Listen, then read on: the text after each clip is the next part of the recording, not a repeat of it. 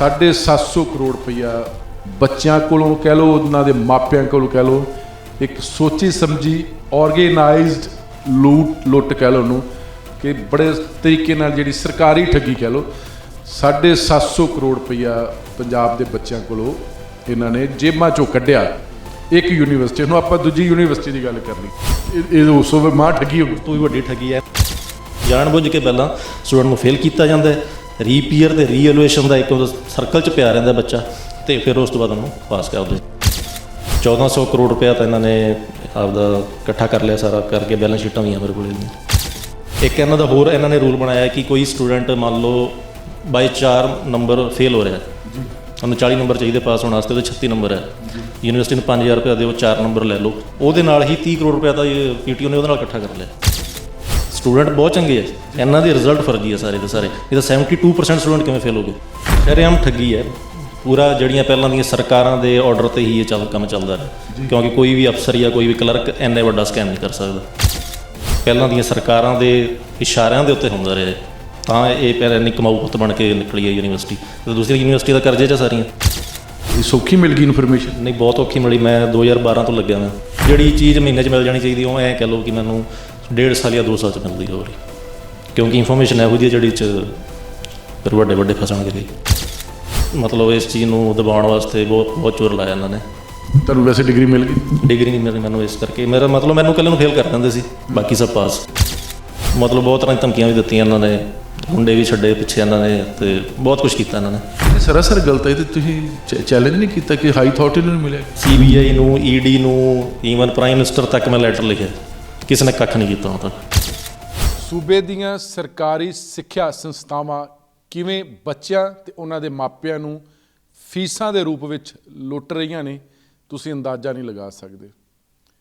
ਇਲਜ਼ਾਮ ਲੱਗਦੇ ਨੇ ਕਿ ਜਾਣਬੁੱਝ ਕੇ ਪਹਿਲਾਂ ਬੱਚਿਆਂ ਨੂੰ ਸਮੈਸਟਰਾਂ 'ਚੋਂ ਫੇਲ ਕੀਤਾ ਜਾਂਦਾ, ਫਿਰ ਬੱਚੇ ਰੀਪੀਅਰ ਹੁੰਦੇ ਨੇ ਨੰਬਰ ਵਧਾਉਣ ਵਾਸਤੇ, ਕਿਉਂਕਿ ਉਹਨਾਂ ਨੂੰ ਹੁੰਦਾ ਕਿ ਅਸੀਂ ਪੇਪਰ ਚੰਗੇ ਦਿੱਤੇ ਨੇ, ਰੀਵੈਲੂਏਸ਼ਨ ਵਾਸਤੇ ਪੈਸੇ ਜਮ੍ਹਾਂ ਕਰਾਉਂਦੇ ਨੇ।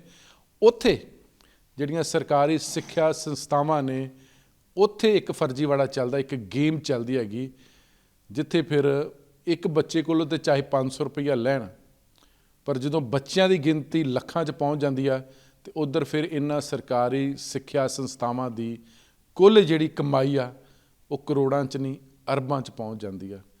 ਤੇ ਇਹ ਅਸੀਂ ਆਪਣੀ ਜ਼ਬਾਨੀ ਨਹੀਂ ਗੱਲਾਂ ਕਰ ਰਹੇ, ਇਹ ਸਰਕਾਰੀ ਅੰਕੜੇ ਨੇ ਜਿਹੜੇ ਰਾਈਟ ਟੂ ਇਨਫੋਰਮੇਸ਼ਨ ਐਕਟ ਤਹਿਤ ਲਏ ਗਏ ਨੇ। ਉਹ ਅਸੀਂ ਕੱਲੇ ਅੰਕੜੇ ਤੁਹਾਨੂੰ ਪੜ੍ਹ ਕੇ ਦੱਸਾਂਗੇ ਕਿ ਪੂਰਾ ਮਾਜਰਾ ਕੀ ਆ, ਕਿਵੇਂ ਸਰਕਾਰੀ ਪੱਧਰ 'ਤੇ ਲੁੱਟ-ਖਸੁੱਟ ਕੀਤੀ ਜਾ ਰਹੀ ਆ, ਕਿਵੇਂ ਫੀਸਾਂ ਦੇ ਰੂਪ ਵਿੱਚ ਬੱਚੇ ਤੇ ਉਹਨਾਂ ਦੇ ਮਾਪਿਆਂ ਨੂੰ ਲੁੱਟਿਆ ਜਾ ਰਿਹਾ, ਤੇ ਫਿਰ ਵੀ ਬੱਚੇ ਸੜਕਾਂ 'ਤੇ ਨੇ, ਬੇਰੁਜ਼ਗਾਰ ਰਹੇ ਨੇ, ਤੇ ਫੀਸਾਂ ਇੰਨੀਆਂ ਲਈਆਂ ਜਾ ਰਹੀਆਂ, ਤੇ ਉੱਪਰੋਂ ਰੀਪੇਅਰ ਹੁੰਦੇ ਨੇ ਬੱਚੇ, ਤੇ ਉੱਥੇ ਫਿਰ ਦੁੱਗਣੀਆਂ ਫੀਸਾਂ ਲਈਆਂ ਜਾਂਦੇ ਨੇ। ਇਹ ਇਨਫੋਰਮੇਸ਼ਨ ਸੂਚਨਾ ਐਕਟ ਦੇ ਤਹਿਤ ਨਵਦੀਪ ਸਿੰਘ ਕੰਬੋਜ ਹੋਰਾਂ ਨੇ ਵੱਖ-ਵੱਖ ਕਾਲਜ ਯੂਨੀਵਰਸਿਟੀਆਂ ਦੀ ਰਾਹੀਂ RTI ਤਹਿਤ ਜਾਣਕਾਰੀ ਹਾਸਲ ਕੀਤੀ ਆ। ਉਹਨਾਂ ਦੇ ਨਾਲ ਹੀ ਗੱਲਬਾਤ ਕਰਦੇ ਹਾਂ। ਨਵਦੀਪ, ਬਹੁਤ ਬਹੁਤ ਸਵਾਗਤ ਹੈ। ਥੈਂਕ ਯੂ ਜੀ। ਨਵਦੀਪ, ਇਹ ਜਿਹੜਾ ਪੂਰਾ ਮਸਲਾ ਇੱਕ ਕਿੰਨਾ ਕੀ ਵੱਡਾ ਤਾਂ ਬਹੁਤ ਹੈ, ਮੈਂ ਤਾਂ ਇਹਨੂੰ ਫਰਜ਼ੀਵਾੜਾ ਕਰਾਂਗੇ, ਹਾਲਾਂਕਿ ਸਰਕਾਰਾਂ ਕਹਿਣਗੀਆਂ ਕਿ ਕਿਵੇਂ ਫਰਜ਼ੀਵਾੜਾ ਕਹਿ ਦਿੱਤਾ। ਇਹ ਕਿੰਨੇ ਕਾਲਜ ਜਾਂ ਯੂਨੀਵਰਸਿਟੀਆਂ ਜਿਨ੍ਹਾਂ ਕੋਲੋਂ ਤੁਸੀਂ ਅੰਡਰ RTI ਜਾਣਕਾਰੀ ਮੰਗੀ ਹੈ ਕਿ ਕਿੰਨੇ ਕੀ ਬੱਚੇ ਰੀਪੇਅਰ ਹੋਏ, ਕਿੰਨੇ ਕੀ ਬੱਚਿਆਂ ਨੇ ਆਪਣੇ ਫਿਰ ਨੰਬਰ ਵਧਾਉਣ ਵਾਸਤੇ, ਮੁੜ ਅੰਕਲ ਵਾਸਤੇ ਪੈਸੇ ਜਮ੍ਹਾਂ ਕਰਵਾਏ, ਕਿਹੜੇ ਕਾਲਜ ਜਾਂ ਯੂਨੀਵਰਸਿਟੀ? ਪਹਿਲਾਂ ਆਪਾਂ ਉਹ ਗੱਲ ਕਰ ਲਈਏ। ਇਹਦੇ 'ਚ 2 ਯੂਨੀਵਰਸਿਟੀਆਂ, IK PTU ਜਲੰਧਰ ਤੇ MRS PTU ਬਠਿੰਡਾ, ਤੇ ਇੱਕ Punjab state board of technical education ਹੈ। ਸਭ ਤੋਂ ਪਹਿਲਾਂ ਅਗਰ ਆਪਾਂ ਇਹ ਇੰਦਰ ਕੁਮਾਰ ਗੁਜਰਾਲ ਪੰਜਾਬ ਟੈਕਨੀਕਲ ਯੂਨੀਵਰਸਿਟੀ ਜਲੰਧਰ ਦੀ ਗੱਲ ਕਰ ਲਈਏ, ਉਹਨਾਂ ਕਿੰਨੀ ਕੀ ਇਹ ਬੱਚਿਆਂ ਕੋਲ ਪੈਸੇ ਵਸੂਲੇ ਹੈਗੇ ਨੇ ਰੀਪੇਅਰ ਦੇ ਨਾਮ ਤੇ? ਮੈਂ 2009 'ਚ ਐਡਮਿਸ਼ਨ ਲਿਆ ਸੀ ਗਿਆਨੀ ਜੈਲ ਸਿੰਘ ਕਾਲਜ ਬਠਿੰਡਾ ਦੇ ਵਿੱਚ, ਇਹਦੇ ਨਾਲ ਐਫੀਲੀਏਟਡ ਕਾਲਜ ਸੀਗਾ। ਤੇ ਉੱਥੇ ਮੈਂ ਦੇਖਿਆ ਸਾਰਾ ਦਾ ਸਾਰਾ ਰਿਜ਼ਲਟ ਜੋ ਹੈ ਫਰਜ਼ੀ ਰਿਜ਼ਲਟ ਪੇਸ਼ ਕੀਤਾ ਜਾਂਦਾ ਯੂਨੀਵਰਸਿਟੀ ਵੱਲੋਂ। ਉਹਦੇ 'ਚ ਮਤਲਬ ਕਿਸੇ ਵੀ ਸਬਜੈਕਟ ਦੇ 70-80 ਤੋਂ ਲੈ ਕੇ 90% ਸਟੂਡੈਂਟ ਉਸ 'ਚ ਫੇਲ ਹੁੰਦੇ ਆ। ਤੇ ਮਤਲਬ ਸਟੂਡੈਂਟ ਨੇ ਜੋ ਵੀ ਅਟੈਂਪਟ ਕੀਤਾ ਉਹਦੇ ਬੇਸ 'ਤੇ ਉਹਨੂੰ ਕਦੇ ਵੀ ਨੰਬਰ ਨਹੀਂ ਮਿਲਦੇ। ਉਹਨੇ ਬਹੁਤ ਵਧੀਆ ਐਗਜ਼ਾਮ ਕੀਤਾ ਹੁੰਦਾ, ਉਹਦੇ 5, 7 ਜਾਂ 10 ਨੰਬਰ ਆਉਂਦੇ, ਬਹੁਤ ਥੋੜ੍ਹੇ ਨੰਬਰ ਆਉਂਦੇ ਆ। ਉਸੇ ਹੀ ਸਬਜੈਕਟ ਦੇ ਵਿੱਚ ਦੂਸਰੀ ਕਲਾਸ ਦਾ ਸਾਰੇ ਬੱਚੇ ਪਾਸ ਹੁੰਦੇ ਆ। ਤਾਂ ਮਤਲਬ ਇੰਨਾ ਡਿਫਰੈਂਟ ਰਿਜ਼ਲਟ ਨਹੀਂ ਆ ਸਕਦਾ। ਇੱਕ ਹੀ ਸਬਜੈਕਟ ਦੇ ਇੱਕ ਕਲਾਸ ਸਾਰੀ ਪਾਸ ਹੈ, ਦੂਸਰੀ ਸਾਰੀ ਫੇਲ ਹੈ। ਦੂਸਰੇ ਹੋਰ ਕਿਸੇ ਸਬਜੈਕਟ ਦੇ ਇੱਕ ਕਲਾਸ ਸਾਰੀ ਪਾਸ ਹੈ, ਦੂਸਰੀ ਸਾਰੀ ਫੇਲ ਹੈ। ਆਲ ਓਵਰ ਦਾ ਯੂਨੀਵਰਸਿਟੀ ਇਹੀ ਚੀਜ਼ ਚੱਲ ਰਹੀ ਹੈ ਜੀ। ਉਸ ਤੋਂ ਬਾਅਦ ਸਟੂਡੈਂਟ ਕੀ ਕਰਦੇ ਆ, ਰੀਪੀਅਰ ਅਤੇ ਰੀਵੈਲੂਏਸ਼ਨ ਦੇ ਚੱਕਰ 'ਚ ਫਸ ਜਾਂਦੇ ਆ। ਰੀਪੀਅਰ ਅਤੇ ਰੀਵੈਲੂਏਸ਼ਨ ਦੀਆਂ ਫੀਸਾਂ ਭਰ ਕੇ ਫਿਰ ਮੈਂ ਸਾਰਾ ਰਿਕਾਰਡ ਲਿਆ ਇਹ ਵਾਲਾ, ਉਹਦੇ ਦੇਖਿਆ ਕਿ ਅਪ ਟੂ 75% ਸਟੂਡੈਂਟ ਆ ਜਿਹੜੇ ਉਹ ਰੀਪੀਅਰ ਦਾ ਐਗਜ਼ਾਮ ਦੇ ਰਹੇ ਆ। ਅੱਛਾ ਜੀ। ਅਤੇ ਅਪ ਟੂ 24-25% ਸਟੂਡੈਂਟ ਆ ਜਿਹੜੇ ਉਹ ਰੀਵੈਲੂਏਸ਼ਨ ਦੇ ਰਹੇ ਆ, ਰੀਵੈਲੂਏਸ਼ਨ ਵਾਸਤੇ ਅਪਲਾਈ ਕੀਤਾ। ਅਤੇ ਰੀਵੈਲੂਏਸ਼ਨ ਹੋਣ ਤੋਂ ਬਾਅਦ ਉਹਨਾਂ ਦੇ ਵਿੱਚੋਂ 53-54% ਸਟੂਡੈਂਟ ਆ ਜਿਹੜੇ ਉਹ ਪਾਸ ਹੋ ਜਾਂਦੇ ਆ। ਤਾਂ ਇੰਨੇ ਜ਼ਿਆਦਾ ਨੰਬਰ 'ਚ ਸਟੂਡੈਂਟ ਕਿਵੇਂ ਪਾਸ ਹੋ ਗਏ? ਔਰ ਅੱਧੇ ਤੋਂ ਵੀ ਜ਼ਿਆਦਾ ਬੱਚੇ ਪਾਸ ਹੋ ਗਏ। ਮਤਲਬ ਜਾਂ ਤਾਂ ਤੁਸੀਂ ਉਹਨੂੰ ਫੇਲ ਗਲਤ ਕੀਤਾ ਸੀ ਅਤੇ ਜਾਂ ਪਾਸ ਗਲਤ ਕਰ ਰਹੇ ਹੋ ਤੁਸੀਂ। ਤਾਂ ਮਤਲਬ ਸਾਰਾ ਉਹਨਾਂ ਦਾ ਇੱਕ ਵਿਸ਼ੇਸ਼ ਸਾਈਕਲ 'ਚ ਉਹਨਾਂ ਨੂੰ ਪਾ ਰੱਖਿਆ। ਤੁਸੀਂ ਰੀਪੀਅਰ ਅਤੇ ਰੀਵੈਲੂਏਸ਼ਨ ਕਰਦੇ ਜਾਓ, ਪੈਸੇ ਦਿੰਦੇ ਜਾਓ ਯੂਨੀਵਰਸਿਟੀ ਨੂੰ, ਅਤੇ ਲੋਟਰੀ ਬੇਸ 'ਤੇ ਤੁਹਾਨੂੰ ਨੰਬਰ ਮਿਲਦੇ ਜਾਣਗੇ। ਅਤੇ ਫਿਰ ਮੈਂ 2015-16 ਦੇ ਵਿੱਚ ਮਤਲਬ ਇਹਦੇ ਬਾਰੇ ਮੈਂ ਵੀਡੀਓ ਬਣਾਇਆ ਸੀਗਾ। ਤਾਂ ਉਸ ਤੋਂ ਬਾਅਦ ਮੇਰੇ ਕੋਲ ਦੂਸਰੀਆਂ ਯੂਨੀਵਰਸਿਟੀਆਂ ਦੇ ਵੀ ਕਾਲਸ ਆਉਣ ਲੱਗੀਆਂ ਸਟੂਡੈਂਟਸ ਦੀਆਂ। ਤਾਂ Punjab state board technical education ਦੇ ਵਿੱਚ ਮਤਲਬ ਆਪਾਂ ਸਿਰਫ ਫਿਲਹਾਲ ਅਗਰ ਆਪਣੇ IK ਗੁਜਰਾਲ ਯੂਨੀਵਰਸਿਟੀ ਦੀ ਗੱਲ ਕੀਤੀ ਜਾਵੇ, ਇਹ ਤਾਂ ਤੁਸੀਂ ਕਿਹੜੇ ਸਾਲ ਤੋਂ ਲੈ ਕੇ ਕਿਹੜੇ ਸਾਲ ਤੱਕ ਇਨਫੋਰਮੇਸ਼ਨ ਮੰਗੀ ਹੈਗੀ ਹੈ? ਉਹਦੇ 'ਚ ਟੋਟਲ ਸਟੂਡੈਂਟ ਕਿੰਨੇ ਸੀ, ਕਿੰਨੇ ਰੀਪੇਅਰ ਹੋਏ, ਕਿੰਨਾਂ ਨੇ ਆਪਣੇ ਨੰਬਰ ਬਣਾ ਦਿੱਤੇ, ਫਿਰ ਰੀਲੈਵੀਸ਼ਨ ਕੀਤੀ, ਕਿੰਨੀ ਫੀਸ ਹੁੰਦੀ ਆ, ਅਤੇ ਟੋਟਲ ਯੂਨੀਵਰਸਿਟੀਆਂ ਨੇ ਕਿੰਨੇ ਪੈਸੇ ਕਮਾਏ? ਮੈਂ ਤਾਂ 2009 'ਚ ਐਡਮਿਸ਼ਨ ਲਿਆ ਸੀਗਾ। ਫਿਰ ਜਦੋਂ ਰਿਕਾਰਡ ਤਾਂ ਮੈਂ ਸਾਰਾ ਹੀ 97 ਜਦੋਂ ਤੋਂ ਯੂਨੀਵਰਸਿਟੀ ਬਣੀ ਹੁਣ ਤੱਕ ਦਾ ਲੇਟੈਸਟ ਸਾਰਾ ਰਿਕਾਰਡ ਹੈ ਮੇਰੇ ਕੋਲ। ਤਾਂ ਹੁਣ ਤੱਕ ਸਿਰਫ PTU ਜਿਹੜੀ ਜਲੰਧਰ ਹੈ, IKG PTU, ਉਹਦੇ ਵਿੱਚ 747 ਕਰੋੜ ਤਾਂ ਇਹਨਾਂ ਨੇ ਰੀਪੇਅਰ ਅਤੇ ਰੀਵੈਲੂਏਸ਼ਨ ਦੀਆਂ ਫੀਸਾਂ ਲਈਆਂ ਜੀ। ਸਿਰਫ 747 ਕਰੋੜ ਤਾਂ ਇਹਨਾਂ ਨੇ ਇੱਕ ਹੀ ਯੂਨੀਵਰਸਿਟੀ ਨੇ ਹੀ ਕੰਮ ਕੀਤਾ। ਰੀਪੀਅਰ ਅਤੇ ਰੀਵੈਲੂਏਸ਼ਨ ਫੀਸਾਂ ਹੁਣ ਤੱਕ ਬਣਦੀਆਂ 747 ਕਰੋੜ ਰੁਪਏ। ਜਦੋਂ ਦੀ ਯੂਨੀਵਰਸਿਟੀ ਬਣੀ ਆ ਉਦੋਂ ਤੋਂ ਲੈ ਕੇ ਦਸੰਬਰ 2021 ਤੱਕ? ਹਾਂਜੀ, ਹੁਣ ਤੱਕ ਦਾ ਸਾਰਾ ਲੇਟੈਸਟ ਰਿਕਾਰਡ ਇਹ ਮਤਲਬ ਜੋ ਮਿਲਿਆ। ਇਸ ਤੋਂ ਬਾਅਦ ਇਹ ਤਾਂ ਅੱਗੇ ਉਹਨਾਂ ਦਾ ਉਹ ਕੈਲਕੂਲੇਸ਼ਨ ਚੱਲ ਰਹੀ ਹੈ ਜੀ। ਜੇ ਆਪਾਂ ਇਹ ਆਪਣੇ 2010 ਦੀ ਗੱਲ ਕਰ ਲਈਏ, 2010 ਦੇ ਵਿੱਚ ਜਿਹੜਾ ਸਮੈਸਟਰ 2 ਸਮੈਸਟਰ ਨੇ। ਹਾਂਜੀ, ਸਮੈਸਟਰ ਮਤਲਬ 1,14,000 ਤਾਂ ਰੈਗੂਲਰ ਸਟੂਡੈਂਟਸ ਹੈ। ਉਹ 2010 ਯੂਨੀਵਰਸਿਟੀ ਦੇ? ਹਾਂਜੀ, ਮਈ 2010 ਜੋ ਐਗਜ਼ਾਮ ਹੋਇਆ ਹੈ, 1,14,000 ਤਾਂ ਇਹਦੇ ਰੈਗੂਲਰ ਸਟੂਡੈਂਟ ਹੈ। ਉਹਨਾਂ ਦੇ ਵਿੱਚੋਂ 67,886 ਸਟੂਡੈਂਟ ਆ ਜਿਹੜੇ ਉਹ ਰੀਪੀਅਰ ਦਾ ਐਗਜ਼ਾਮ ਦੇ ਰਹੇ ਆ, ਜੋ ਕਿ 50% ਤੋਂ ਜ਼ਿਆਦਾ 60% ਸਟੂਡੈਂਟ ਹੈ। ਇਸ ਸਮੈਸਟਰ 60% ਹੈ, ਨਹੀਂ ਤਾਂ ਇੱਥੇ ਦੇਖੋ 72% ਸਟੂਡੈਂਟ ਆ ਜਿਹੜੇ ਮਈ 2018 72% ਰੀਪੀਅਰ 'ਚ ਆਏ ਆ। ਮਤਲਬ ਸਾਰੇ ਨਲਾਇਕ? ਸਾਰੇ ਨਲਾਇਕ ਨਹੀਂ, ਇਹਨਾਂ ਦਾ ਰਿਜ਼ਲਟ ਫਰਜ਼ੀ ਹੈ ਜੀ। ਸਟੂਡੈਂਟ ਬਹੁਤ ਚੰਗੇ ਆ, ਇਹਨਾਂ ਦੀ ਰਿਜ਼ਲਟ ਫਰਜ਼ੀ ਹੈ ਸਾਰੇ ਦੇ ਸਾਰੇ। ਨਹੀਂ ਤਾਂ 72% ਸਟੂਡੈਂਟ ਕਿਵੇਂ ਫੇਲ ਹੋ ਗਏ? ਨਹੀਂ ਹੋ ਸਕਦੇ। ਮੈਂ ਉਹਦਾ ਕੰਪੈਰੀਜ਼ਨ ਵਾਸਤੇ GNDU ਦੇ ਵਿੱਚ ਵੀ RT ਪਾਈ, ਉਹਦਾ ਸਿਰਫ 2.5% ਸਟੂਡੈਂਟ ਰੀਪੀਅਰ ਦਾ ਐਗਜ਼ਾਮ ਦੇ ਰਹੇ ਆ ਜੀ। ਇੱਥੇ 72% ਕਿਉਂ ਦੇ ਰਹੇ ਆ? ਤੇ ਬਹੁਤ ਵੱਡਾ ਫਰਜ਼ੀ ਬੜਾ। ਗੁਰੂ ਨਾਨਕ ਦੇਵ ਯੂਨੀਵਰਸਿਟੀ 'ਚ ਇੰਨੇ ਬੱਚੇ ਫੇਲ ਨਹੀਂ ਹੁੰਦੇ, ਸਿਰਫ 2.5% ਸਟੂਡੈਂਟ ਦੀ ਰੀਪੀਅਰ ਹੈ ਉੱਥੇ, ਔਰ ਇੱਥੇ 72 ਫੀਸ, ਇੱਥੇ 72% ਤੱਕ ਰੀਪੀਅਰ ਹੈ। ਇਹ ਕਿਵੇਂ ਹੋ ਸਕਦਾ? ਐਡੀ ਵੱਡੀ ਠੱਗੀ, ਬਹੁਤ ਵੱਡੀ ਠੱਗੀ ਹੈ। ਉਸ ਤੋਂ ਬਾਅਦ ਆਹ ਦੇਖੋ 53% ਸਟੂਡੈਂਟ ਹੈ ਜਿਹੜੇ ਰੀਵੈਲੂਏਸ਼ਨ ਤੋਂ ਬਾਅਦ ਪਾਸ ਹੋ ਜਾਂਦੇ ਆ। ਰੀਵੈਲੂਏਸ਼ਨ ਦਾ ਮਤਲਬ ਜਸਟ ਉਹਨਾਂ ਨੇ ਆਪਣਾ ਟੋਟਲ ਕਰਨਾ ਹੈ, ਟੋਟਲ ਟੈਲੀ ਕਰਨਾ ਨੰਬਰ। ਹਾਂ ਜੀ, ਇੱਕ ਇਸ ਕੁਐਸਚਨ 'ਚ ਇੰਨੇ ਨੰਬਰ ਆ ਜਾਂਦੇ ਆ, ਤਾਂ ਮਤਲਬ ਤੁਹਾਡੇ ਤੋਂ 53% ਸਟੂਡੈਂਟ ਦੀ ਕੈਲਕੂਲੇਸ਼ਨ ਹੀ ਨਹੀਂ ਠੀਕ ਹੋਈ। ਕੈਲਕੂਲੇਸ਼ਨ ਵਗੈਰਾ ਕੋਈ ਪ੍ਰੋਬਲਮ ਨਹੀਂ ਹੈ, ਪ੍ਰੋਬਲਮ ਸਾਰੀ ਹੈ ਜਾਣਬੁੱਝ ਕੇ ਪਹਿਲਾਂ ਸਟੂਡੈਂਟ ਨੂੰ ਫੇਲ ਕੀਤਾ ਜਾਂਦਾ ਹੈ। ਰੀਪੀਅਰ ਅਤੇ ਰੀਐਲੂਏਸ਼ਨ ਦਾ ਇੱਕ ਸਰਕਲ 'ਚ ਪਿਆ ਰਹਿੰਦਾ ਬੱਚਾ, ਅਤੇ ਫਿਰ ਉਸ ਤੋਂ ਬਾਅਦ ਉਹਨੂੰ ਪਾਸ ਕਰ ਦਿਓ। ਜਿਹੜਾ ਮਈ 2010 ਦੀ ਗੱਲ ਕਰ ਰਹੇ ਅਸੀਂ, 1,14,546 ਬੱਚੇ ਟੋਟਲ ਰੈਗੂਲਰ ਸਨ, ਉਹਦੇ 'ਚੋਂ 67,886 ਰੀਪੇਅਰ ਹੁੰਦੇ ਨੇ, 60% ਬਣ ਗਏ। ਦੈਨ 16,000 ਬੱਚੇ ਰੀਵੈਲੂਏਸ਼ਨ ਦੇ ਵਿੱਚ, 16,000 ਇਹ ਹੋ ਗਏ। ਉਹਦੇ ਉਹਨਾਂ 'ਚ ਕਿਉਂਕਿ 13.9% ਜਿਹੜੇ ਮਤਲਬ ਰੈਗੂਲਰ ਬਣ ਗਏ। ਅਤੇ ਉਸ ਸਾਲ ਇਹਨਾਂ ਨੇ ਇਸ ਰੂਪ ਦੇ ਵਿੱਚ 34 ਕਰੋੜ ਰੁਪਈਆ, 34 ਕਰੋੜ ਰੁਪਏ ਇੱਕ ਸਮੈਸਟਰ ਦਾ ਇਹਨਾਂ ਨੂੰ ਸਿਰਫ ਰੀਪੇਅਰ ਅਤੇ ਰੀਵੈਲੂਏਸ਼ਨ ਦੀਆਂ ਫੀਸਾਂ ਮਿਲੀਆਂ ਇਹਨਾਂ ਨੂੰ। ਤੇ ਸਮੈਸਟਰ ਹੋਰ ਅਸੀਂ ਦੱਸ ਦਿੰਦੇ ਕਿ ਤੁਹਾਨੂੰ ਇੱਕ ਵਾਰ ਸਾਰਾ ਜਿਹੜੇ ਸਾਡੇ ਨਾਲ ਦਰਸ਼ਕ ਜੋੜਨਗੇ ਕਿ ਮਈ 2010 'ਚ ਕਿਉਂਕਿ ਸਮੈਸਟਰ ਸਿਸਟਮ ਹੈਗਾ, ਉਹਦੇ 'ਚ ਪਹਿਲਾਂ 34 ਕਰੋੜ ਰੁਪਈਆ, ਫਿਰ ਉਸ ਤੋਂ ਬਾਅਦ 47 ਕਰੋੜ ਰੁਪਈਆ 2011 ਦੇ ਵਿੱਚ 12 ਹਰ ਇਹਨਾਂ ਨੇ ਡਿਟੇਲ ਇਕੱਠੀ ਕੀਤੀ ਹੈਗੀ ਹੈ। ਔਰ ਇਸ ਤੋਂ ਬਾਅਦ ਅਸੀਂ ਜਿਹੜੇ ਹੁਣ ਪਿਛਲੇ 5 ਸਾਲਾਂ ਦੀ ਲੈ ਲੈਂਦੇ ਜੀ। ਜਿਹੜਾ ਮਈ 2015 ਦੀ ਗੱਲ ਕੀਤੀ ਜਾਵੇ ਤਾਂ 26 ਕਰੋੜ, ਫਿਰ ਦੂਜਾ ਸਮੈਸਟਰ 20 ਕਰੋੜ, 16 ਦੇ ਵਿੱਚ ਪਹਿਲਾ ਸਮੈਸਟਰ 22 ਕਰੋੜ, ਦੂਜਾ ਸਮੈਸਟਰ 18 ਕਰੋੜ, ਮਈ 27 'ਚ ਜਿਹੜਾ ਫਸਟ ਸਮੈਸਟਰ 'ਚ ਉਹਦੇ 'ਚੋਂ ਬੱਚਿਆਂ ਕੋਲ ਜਿਹੜੀ ਫੀਸ ਲਈ ਗਈ ਹੈ ਲਗਭਗ 21 ਕਰੋੜ, ਸੈਕਿੰਡ ਸਮੈਸਟਰ 'ਚ ਲਗਭਗ 17.5 ਕਰੋੜ। ਮਈ 18 ਦੀ ਗੱਲ ਕਰ ਲਈਏ ਤਾਂ 17 ਕਰੋੜ 85 ਲੱਖ, ਦੈਨ ਦੂਜੇ ਸਮੈਸਟਰ 15 ਕਰੋੜ 64 ਲੱਖ। 19 ਦੀ ਗੱਲ ਕਰ ਲਈਏ ਤਾਂ 14 ਕਰੋੜ 32 ਲੱਖ, ਫਿਰ ਦੂਜੇ ਸਮੈਸਟਰ ਸਾਲ ਉਸੇ ਸਾਲ ਦੀ ਗੱਲ ਕੀਤੀ ਜਾਵੇ 14 ਕਰੋੜ 32 ਲੱਖ।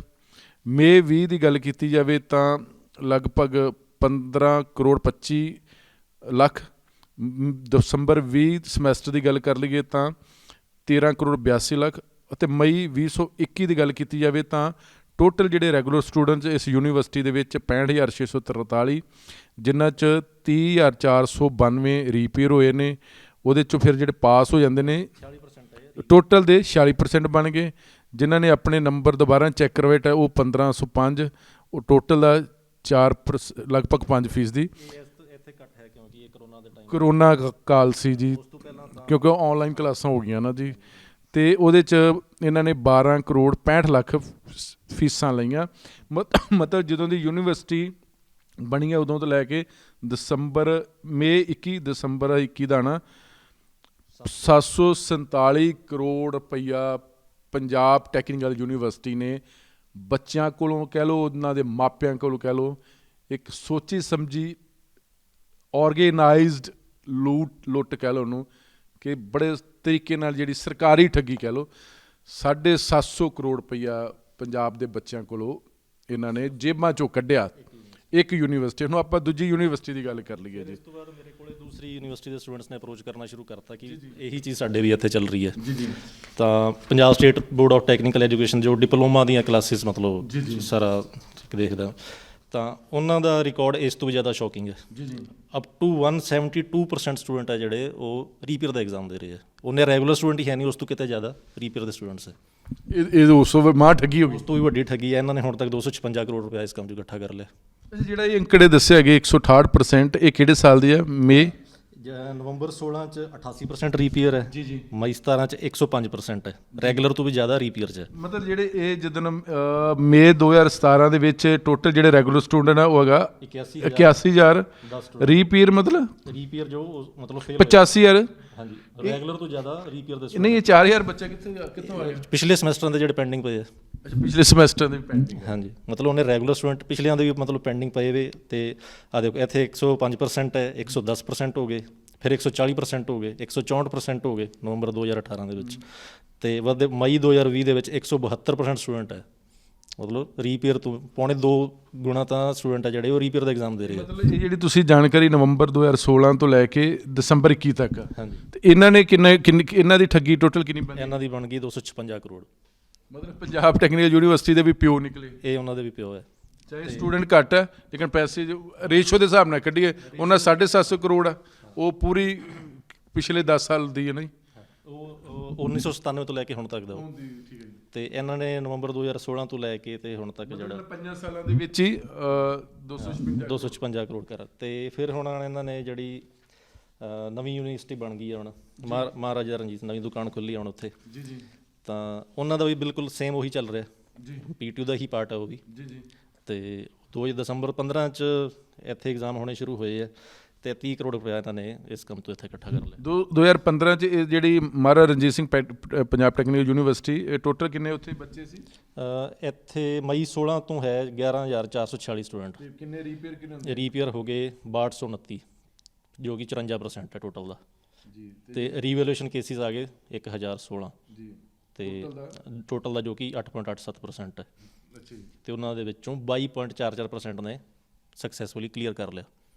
ਇਹ ਦਸੰਬਰ 15 ਤੋਂ ਲੈ ਕੇ ਦਸੰਬਰ 21 ਤੱਕ ਇਹਨਾਂ ਨੇ ਕਿੰਨੇ ਪੈਸੇ ਦੋਨਾਂ ਆਪਣੇ ਰੀਪੇਅਰ 'ਚ ਵੀ ਤੇ ਰੀਵੈਲੂਏਸ਼ਨ 'ਚ ਵੀ? ਅਪਰੋਕਸੀਮੇਟ 30 ਕਰੋੜ ਬਣਦਾ ਹੈ। ਇੰਨੀ ਬੱਚਿਆਂ ਦੇ ਨਾਲ ਠੱਗੀ ਹੈ ਯੂਨੀਵਰਸਿਟੀਆਂ ਕਰ ਰਹੀਆਂ। ਸ਼ਰੇਆਮ ਠੱਗੀ ਹੈ ਪੂਰਾ। ਜਿਹੜੀਆਂ ਪਹਿਲਾਂ ਦੀਆਂ ਸਰਕਾਰਾਂ ਦੇ ਆਰਡਰ ਤੇ ਹੀ ਇਹ ਕੰਮ ਚੱਲਦਾ ਰਿਹਾ, ਕਿਉਂਕਿ ਕੋਈ ਵੀ ਅਫਸਰ ਜਾਂ ਕੋਈ ਵੀ ਕਲਰਕ ਇੰਨੇ ਵੱਡਾ ਸਕੈਮ ਨਹੀਂ ਕਰ ਸਕਦਾ। ਪਹਿਲਾਂ ਦੀਆਂ ਸਰਕਾਰਾਂ ਦੇ ਇਸ਼ਾਰਿਆਂ ਦੇ ਉੱਤੇ ਹੁੰਦਾ ਰਿਹਾ, ਤਾਂ ਇਹ ਪਹਿਲਾਂ ਇੰਨੀ ਕਮਾਊ ਪੁੱਤ ਬਣ ਕੇ ਨਿਕਲੀ ਹੈ ਯੂਨੀਵਰਸਿਟੀ। ਤੇ ਦੂਸਰੀ ਯੂਨੀਵਰਸਿਟੀ ਦਾ ਕਰਜ਼ੇ 'ਚ ਸਾਰੀਆਂ। ਇਹ ਯੂਨੀਵਰਸਿਟੀ ਇੰਨਾ ਪੈਸਾ ਕਿਵੇਂ ਕਮਾ ਰਹੀ ਹੈ? ਆਹ ਕੰਮ ਕਰਕੇ ਕਮਾ ਰਹੀ ਹੈ ਸਾਰੇ। ਇੱਕ ਇਹਨਾਂ ਦਾ ਹੋਰ ਇਹਨਾਂ ਨੇ ਰੂਲ ਬਣਾਇਆ ਕਿ ਕੋਈ ਸਟੂਡੈਂਟ ਮੰਨ ਲਓ ਬਾਈ 4 ਨੰਬਰ ਫੇਲ ਹੋ ਰਿਹਾ ਜੀ, ਉਹਨੂੰ 40 ਨੰਬਰ ਚਾਹੀਦੇ ਪਾਸ ਹੋਣ ਵਾਸਤੇ, ਉਹਦੇ 36 ਨੰਬਰ ਹੈ, ਯੂਨੀਵਰਸਿਟੀ ਨੂੰ 5,000 ਰੁਪਇਆ ਦਿਓ, 4 ਨੰਬਰ ਲੈ ਲਓ। ਵੈਸੇ ਤਾਂ ਗ੍ਰੇਸ ਮਾਰਕ ਨਹੀਂ ਦਿੰਦੇ। ਗ੍ਰੇਸ ਮਾਰਕ ਉਹ ਪਰ ਪੈਸੇ ਕਿਉਂ ਲੈ ਰਹੇ ਉਹਦੇ ਵਾਸਤੇ? 5,000 ਦਿਓ, 4 ਨੰਬਰ ਲੈ ਲਓ। ਉਹਦੇ ਨਾਲ ਹੀ 30 ਕਰੋੜ ਰੁਪਇਆ ਤਾਂ PTU ਨੇ ਉਹਦੇ ਨਾਲ ਇਕੱਠਾ ਕਰ ਲਿਆ, ਸਿਰਫ 4 ਨੰਬਰ ਵੇਚ ਕੇ। ਅੱਛਾ ਉਹ ਵੀ ਤੁਸੀਂ ਆਰਟੀਆਈ ਜਾਣਕਾਰੀ ਮੰਗੀ? ਅੱਛਾ ਉਹ ਕੀ ਦੱਸਦੇ ਕਿ ਨਹੀਂ? ਉਹਦੇ 'ਚ ਕੁਝ ਸਟੂਡੈਂਟ, ਮੈਨੂੰ ਐਗਜ਼ੈਕਟ ਨੰਬਰ ਯਾਦ ਨਹੀਂ ਹੈ, ਮਤਲਬ ਅਮਾਊਂਟ ਜੋ 30 ਕਰੋੜ ਦੇ ਅਪਰੋਕਸੀਮੇਟ ਬਣਦਾ 30 ਕਰੋੜ ਸਿਰਫ ਨੰਬਰ ਵੇਚ ਕੇ ਉਹਨਾਂ ਨੇ ਇਕੱਠੇ ਕੀਤੇ, ਜਿਹਦੇ 'ਚ ਇਹਨਾਂ ਦਾ 1 ਰੁਪਏ ਦਾ ਖਰਚਾ ਨਹੀਂ ਹੋਇਆ। ਸਿਰਫ ਸਟੂਡੈਂਟ ਨੇ ਉਹਨਾਂ ਨੂੰ ਇੱਕ ਐਪਲੀਕੇਸ਼ਨ ਫਾਰਮ ਦਿੱਤਾ ਜੀ, ਤੇ ਵੀ ਮੇਰੇ 4 ਨੰਬਰ ਘੱਟਦੇ ਤੇ 4 ਨੰਬਰ ਵੱਧ ਦੇ ਕੇ ਉਹਨੂੰ ਪਾਸ ਕਰ। ਉਹ ਵਾਲੀ ਜਿਹੜੀ ਉਹ ਕਿੰਨੇ ਕੀ ਨੰਬਰ, ਮੰਨ ਲਓ ਜੇ ਕਿਸੇ 10 ਵੀ ਘੱਟ ਦੇ ਉਹ ਸਿਰਫ 4 ਨੰਬਰ ਦੀ ਲਿਮਿਟ ਹੈ ਉਹਦੀ। ਮਤਲਬ ਜਿਹੜੇ ਵੀ 4 ਜੇ 4 ਨੰਬਰ ਤੋਂ ਫੇਲ ਹੋ ਗਿਆ ਸਟੂਡੈਂਟ ਤਾਂ 4 ਨੰਬਰ ਲੈ ਕੇ, ਗ੍ਰੇਸ ਮਾਰਕਸ ਲੈ ਕੇ, ਉਹ 1 ਨੰਬਰ ਦਾ ਕਿੰਨਾ ਹੋ ਗਿਆ? ਨੰਬਰ ਮਤਲਬ 1 ਨੰਬਰ ਭਾਵੇਂ ਹੁਣ ਭਾਵੇਂ 4 ਹੋਣ, ਉਹ ਕਿੰਨੇ ਪੈਸੇ ਲੈਂਦੇ ਕਿ ਨਹੀਂ? 5000 4 ਨੰਬਰਾਂ ਦਾ। 4 ਨੰਬਰਾਂ ਦਾ 4 ਨੰਬਰ ਵੱਧ ਜਾਣਗੇ ਬਈ। ਚਾਹੇ 1 ਘਟ ਗਿਆ ਤਾਂ ਵੀ 5000, ਜੇ 4 ਨੰਬਰ ਘਟ ਗਏ ਤਾਂ ਵੀ 5। ਹਾਂ 4 ਨੰਬਰ ਦੇ ਵਿੱਚ ਉਹਨੂੰ ਮਤਲਬ ਜੋ ਉਹਨੂੰ ਚਾਹੀਦੇ ਆ ਤਾਂ 5000 ਰੁਪਏ ਉਹਨੂੰ। ਨਹੀਂ ਕਈ ਯੂਨੀਵਰਸਿਟੀਆਂ ਦੇ ਹੁੰਦਾ ਨਾ ਕਿ ਸਪੈਸ਼ਲ ਚਾਂਸ, 골ਡਨ ਚਾਂਸ, ਉਹਦੇ ਚ ਵੀ ਠੱਗੀ। ਗੋਲਡਨ ਚਾਂਸ ਦਾ ਅਲੱਗ ਰਿਕਾਰਡ ਹੈ ਇਹਦਾ ਮੇਰੇ ਕੋਲੇ। ਜੀ ਜੀ ਜੀ। ਗੋਲਡਨ ਚਾਂਸ ਦਾ ਮਤਲਬ ਹੈ ਵੀ ਸਟੂਡੈਂਟ 8 ਸਾਲ ਹੋ ਗਏ ਡਿਗਰੀ ਦੇ ਵਿੱਚ, ਉਹ ਆਪਦੇ ਪੇਪਰ ਕਲੀਅਰ ਹੀ ਨਹੀਂ ਕਰ ਸਕਿਆ ਕਿਉਂਕਿ ਯੂਨੀਵਰਸਿਟੀ ਤਾਂ ਫਰਜ਼ੀ ਰਿਜ਼ਲਟ ਦੇਣ 'ਚ ਇੰਟਰਸਟਡ ਹੈ ਜ਼ਿਆਦਾ। ਤਾਂ ਜਿਹੜੇ ਮਤਲਬ 8-8 ਸਾਲ ਜਿਨ੍ਹਾਂ ਨੂੰ ਉੱਥੇ ਹੋ ਗਏ ਤਾਂ ਵੀ ਪੇਪਰ ਕਲੀਅਰ ਨਹੀਂ ਕਰ ਸਕੇ ਉਹ। ਤਾਂ 2017 'ਚ 886 ਸਟੂਡੈਂਟ ਇਹੋ ਜਿਹੇ ਸੀਗੇ ਜਿਹੜੇ ਜਿਨ੍ਹਾਂ ਨੇ ਪਰ ਸਬਜੈਕਟ 5000 ਰੁਪਇਆ ਦੇ ਕੇ ਆਪਣੇ ਸਪੈਸ਼ਲ ਚਾਂਸ ਲਿਆ ਜਿਹੜਾ। ਜੀ।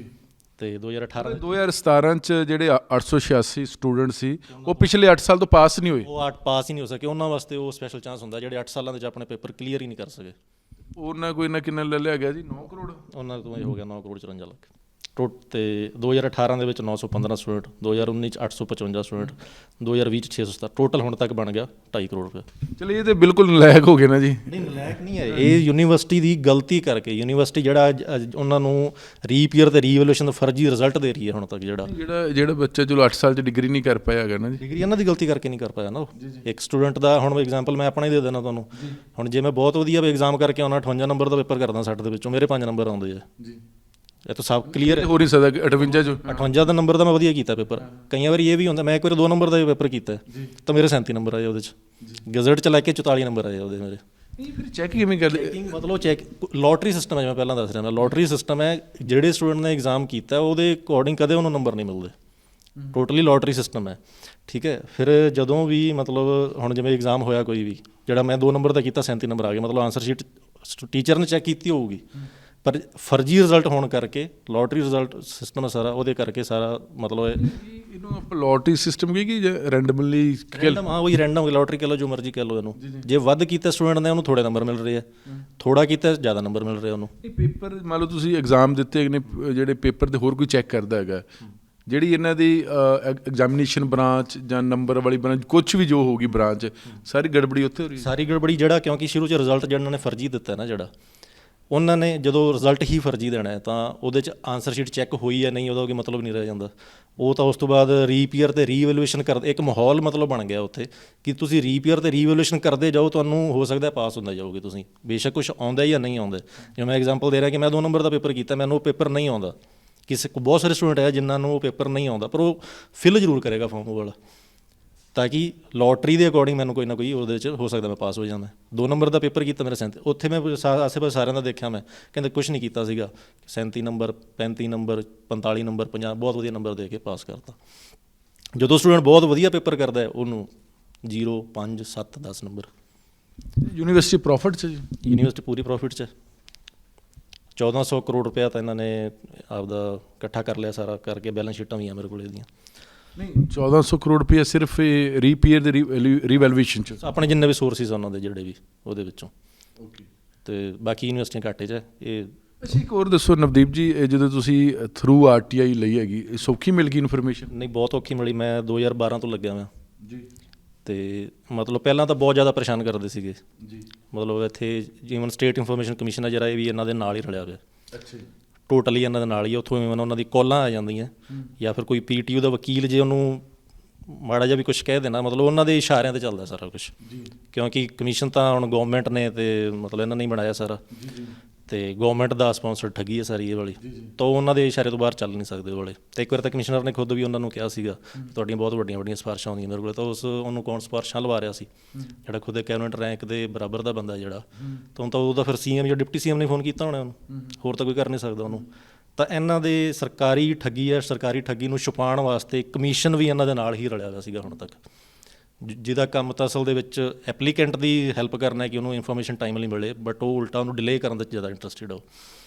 ਮਤਲਬ ਕਿ ਉੱਦਾਂ ਦਾ ਐਕਟ ਕਹਿੰਦਾ ਕਿ 30 ਦਿਨਾਂ ਦੇ ਵਿੱਚ ਇਨਫੋਰਮੇਸ਼ਨ ਦੇਣੀ ਹੈ, ਤੁਹਾਨੂੰ ਸਾਲ ਲੱਗ ਗਏ।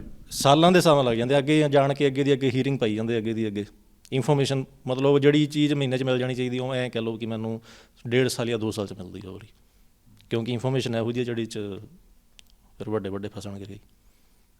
ਇਹਦਾ ਹੁਣ ਨੈਕਸਟ ਤੁਸੀਂ ਕੀ ਕੋਈ ਚੈਲੰਜ ਕਰੋਗੇ ਜਾਂ ਕੀ, ਜਾਂ ਸਰਕਾਰ ਨੂੰ ਦੱਸੋਗੇ, ਨਵੀਂ ਸਰਕਾਰ ਨੂੰ ਦੱਸੋਗੇ ਕੀ? ਸਰਕਾਰ ਆਉਣ ਕਰਕੇ ਹੁਣ ਮੈਂ ਇਹਨਾਂ ਦਾ ਮਤਲਬ CM ਸਾਹਿਬ ਨੂੰ ਮਿਲੂੰਗਾ ਮੈਂ ਇੱਕ ਅੱਧੇ ਦਿਨ ਦੇ ਵਿੱਚ ਜਾ ਕੇ, ਵੀ ਇਹ ਹੁਣ ਤੱਕ ਤਾਂ ਇਹ ਚੱਲਦਾ ਰਿਹਾ, ਤਾਂ ਕਿ ਹੁਣ ਮਤਲਬ ਚਲੋ ਹੁਣ ਚੰਗੀ ਸਰਕਾਰ ਆ ਗਈ ਹੈ ਵੀ ਹੁਣ ਇਸ ਚੀਜ਼ 'ਤੇ, ਕਿਉਂਕਿ ਹੁਣ ਮਈ 'ਚ ਫਿਰ ਐਗਜ਼ਾਮ ਆ ਜਾਣੇ ਆ, ਨਵੰਬਰ 'ਚ ਫਿਰ ਐਗਜ਼ਾਮ ਹੈ, ਕਿਤੇ ਇਹ ਨਾ ਹੋਵੇ ਕਿ ਇਹ ਦੁਬਾਰਾ ਇਹੀ ਚੀਜ਼ ਚੱਲਦੀ ਰਹੇ ਅਤੇ ਹੁਣ ਵਾਲੀ ਸਰਕਾਰ ਨੂੰ ਉਹਦਾ ਉਹ ਮਤਲਬ ਜਵਾਬ ਦੇਣਾ ਪਵੇ।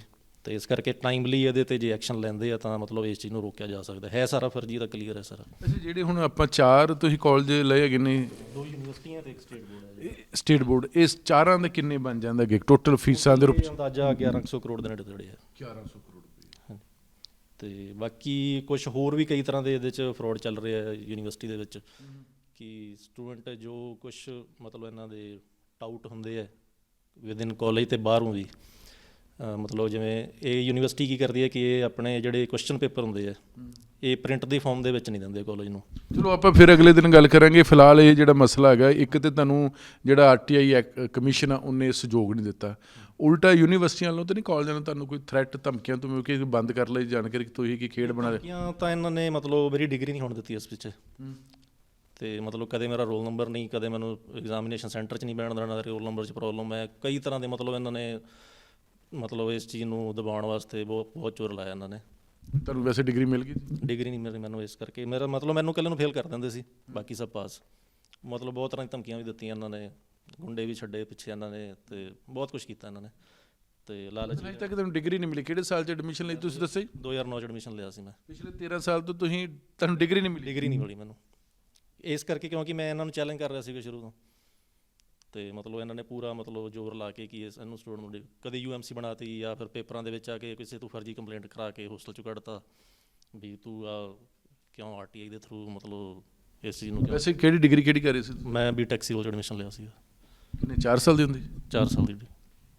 ਮਤਲਬ ਤੁਸੀਂ ਅਜੇ ਤੱਕ ਆਪਣੀ ਡਿਗਰੀ ਕੰਪਲੀਟ ਨਹੀਂ ਕਰ ਪਏ ਹੈਗੇ, ਅਤੇ ਉਹ ਤੁਹਾਡੇ ਕੋਲ ਬਦਲਾ ਲਿਆ ਜਾ ਰਿਹਾ ਹੈਗਾ? ਤੋਂ ਬਦਲਾ ਲਿਆ ਜਾ ਰਿਹਾ ਕਿਉਂਕਿ ਮੈਂ ਇਹ ਕਰ ਰਿਹਾ ਸ਼ੁਰੂ ਤੋਂ। ਇਹਦੇ ਸਰਾਸਰ ਗਲਤ ਹੈ, ਇਹ ਤੁਸੀਂ ਚੈਲੰਜ ਨਹੀਂ ਕੀਤਾ ਕਿ ਹਾਈ ਅਥਾਰਟੀ ਨੂੰ ਮਿਲਿਆ? ਕਿ ਚੈਲੰਜ ਤਾਂ ਹੁਣ ਪਤਾ ਹੀ ਆ ਸਭ, ਵਾਈਸ ਚਾਂਸਲਰ ਤੋਂ ਉੱਪਰ ਗਵਰਨਰ ਆ, ਚੀਫ ਮਿਨਿਸਟਰ ਬੈਠੇ ਨੇ। CBI ਨੂੰ, ED ਨੂੰ, ਈਵਨ ਪ੍ਰਾਈਮ ਮਿਨਿਸਟਰ ਤੱਕ ਮੈਂ ਲੈਟਰ ਲਿਖਿਆ, ਕਿਸੇ ਨੇ ਕੱਖ ਨਹੀਂ ਕੀਤਾ ਹੁਣ ਤੱਕ। ਈਵਨ ਪ੍ਰਾਈਮ ਮਿਨਿਸਟਰ ਉਹਨਾਂ ਨੇ ਵੀ ਇੱਥੇ ਚੀਫ ਸੈਕਟਰ ਨੂੰ ਭੇਜਤਾ, ਇਹਨਾਂ ਨੇ ਕੀਤਾ ਉਹਨਾਂ ਅਜੇ ਤੱਕ, ਕਿਉਂਕਿ ਉਹ ਇਲੈਕਸ਼ਨ ਤੋਂ ਪਹਿਲਾਂ ਦੀ ਗੱਲ ਹੈ, ਜਨਵਰੀ ਦੀ ਗੱਲ ਹੈ ਉਹ, ਤਾਂ ਉਹਨਾਂ ਨੇ ਵੀ ਅਜੇ ਤੱਕ ਕੋਈ ਉਸ 'ਤੇ ਐਕਸ਼ਨ ਨਹੀਂ ਲਿਆ।